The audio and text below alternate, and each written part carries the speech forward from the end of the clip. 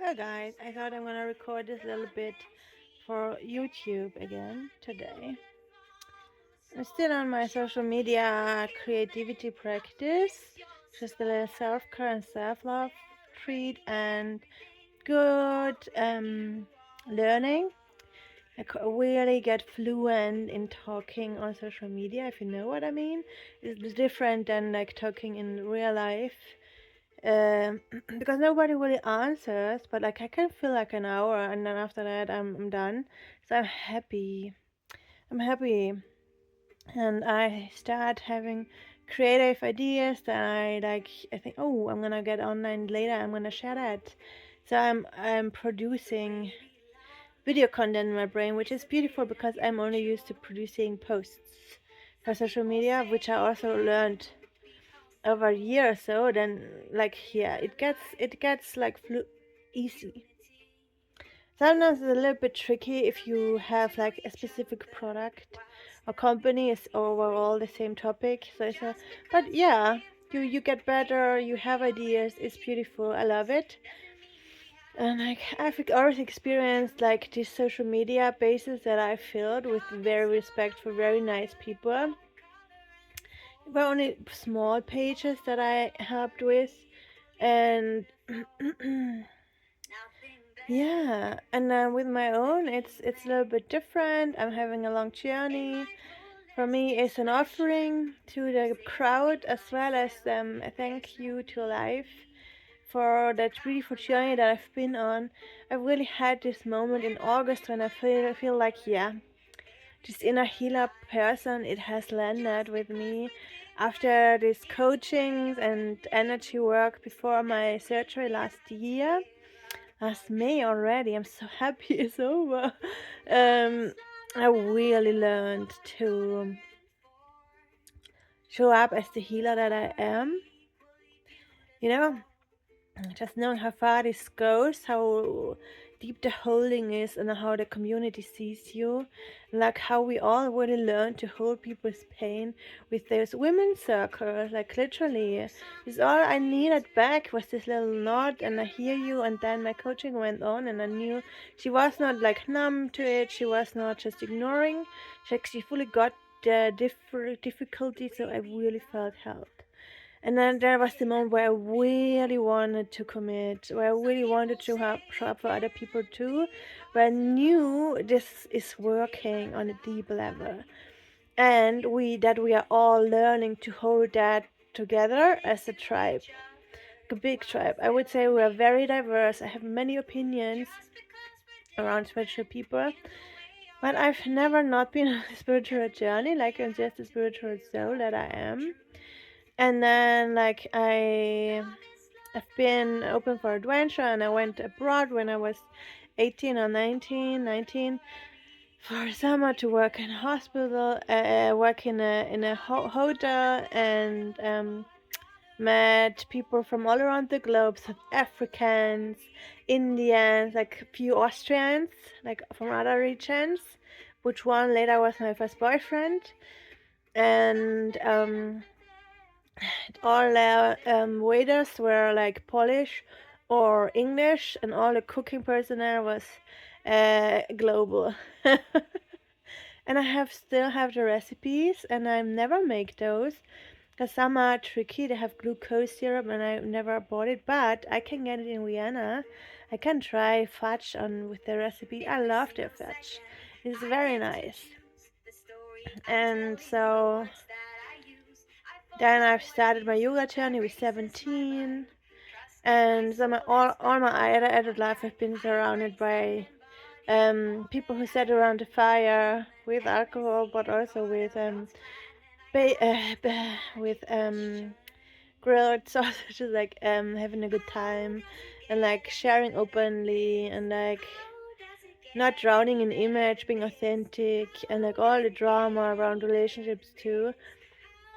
Then all my friends at the time were then after school psychologists, and then I went on to rescue the world and studied social and healthcare management, and went to qigong class, and then yeah, all the fun. And then I went woofing and I met original hippies that had a little farm there and a family, and also there are like great grandchildren.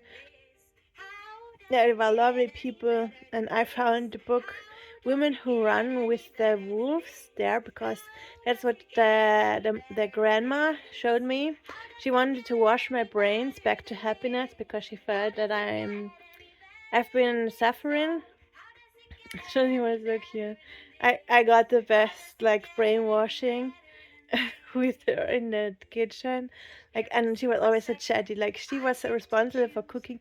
She just hated it. She hated it full-heartedly, and we just had the nicest chat. Like, she liked me because I liked her. I think she was an original, typical woman that just she didn't want to do the cooking every day, and she said it very loud and verbally. And so, um she shared that book with me and I bought it later, and it is a book that comes up a lot. So it finds me every once in a while. It reminds me of the rawness of the shadow and of the pain on women's journey, as well as that is part of folklore even. The abuse of women and the story around it. And There's another book that I got is Eurotopia. That's also one that I saw in their living room. And that is a collection of all the commune places in Europe, I think only.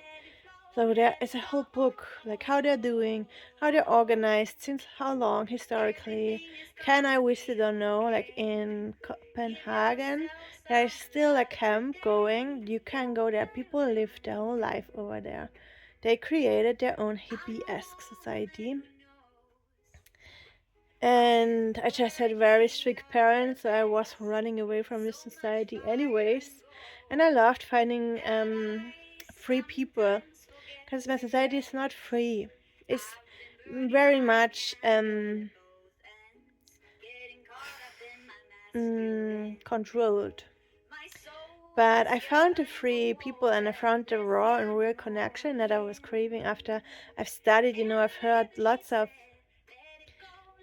terrible stories from all around the globe, as well as obviously great plans and good stuff. Like, it was for me more positive than negative, but the actual deep trip that social management can be, or NGO management, health management is better for me because it's about helping already. And the moment you enter a doctor's office, you are supported. If it's not the case, you have to report. And I do that too all the time. So I really needed to find those other soul tribe people. I've never really found it within my own generation because I'm such a grandma's girl. Like my paternal grandma, like, she held me close and real, and like her love was true. Like, she loved her family even with all the hurt and trauma. She showed up as the grandma that she was. And it's her birth month, but it's never very sorrowful because I don't remember as a grown up having her because we lost her when I was 14.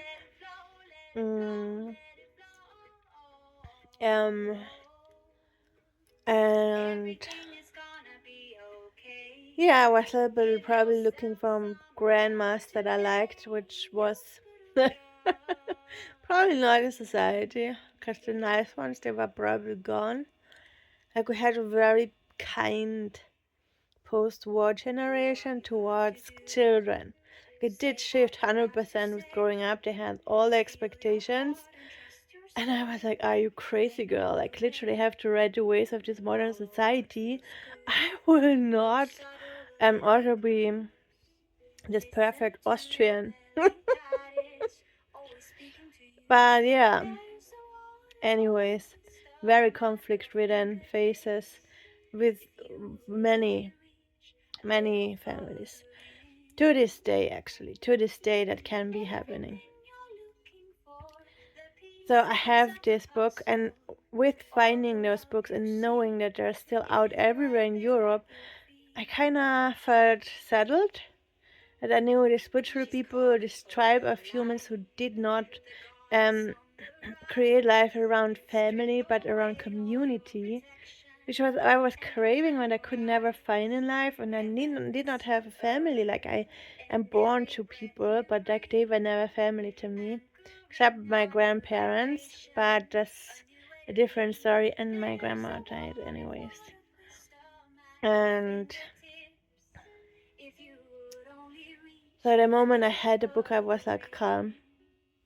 I had the addresses. We have one Kommune is the name in uh, in Austrian, or like German, like the place where the hippies lived. They old houses. They just moved in there. They stayed. They were politically working hammock, but